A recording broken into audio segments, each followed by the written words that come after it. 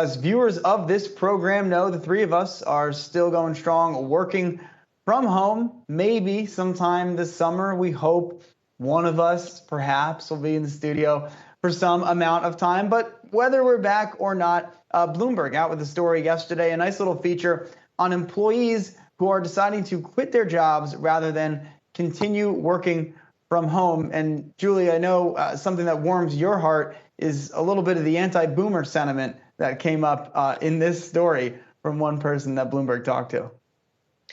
Yeah, the person basically said they feel like, this was the quote, they feel like we're not working if they can't see us. It's a boomer power play.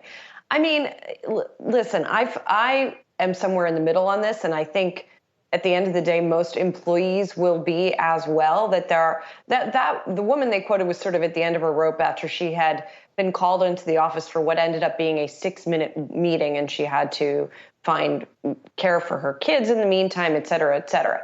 But really, the point is here, there are benefits to being in person and seeing people in person. We see that over the holiday weekend. Why do people see each other in person and not just on Zoom? It works in a work setting as well as in a social setting.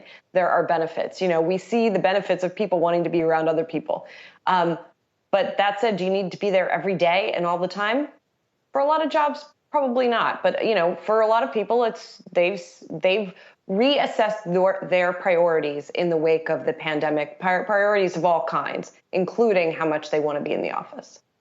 Well, I'll just add quickly too. In our field of news, I mean, it's important. I can't tell you how many great stories I've gotten in anecdotes just from riding elevators with executives, and they tell you something, you follow up with them after they get off the elevator or via email after. But ultimately, I'm ready to get back to the office. I mean, that's my new stainless steel fridge behind me, and that's all good. I'm glad people could see that. But I'm ready to get back in the office or fancy studios.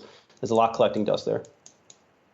The only problem is you don't want people who go to work to be rewarded while people who choose to stay from home are left behind in some kind of political play. And I think this is the problem that companies haven't yet worked out, which is why we continue to see no movement, at least on our own parent company's front.